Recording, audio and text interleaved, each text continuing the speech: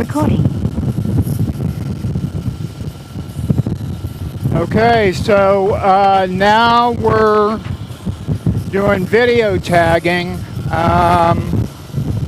and let's see how the audio sounds when we have the modular helmet open.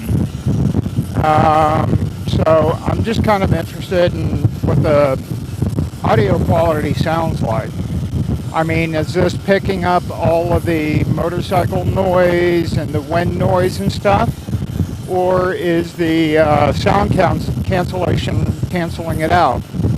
That would be an interesting thing to know, because if this works like this, and I could take a phone call, and the person on the other end can hear what I'm saying clearly without a lot of background noise, that would be freaking awesome.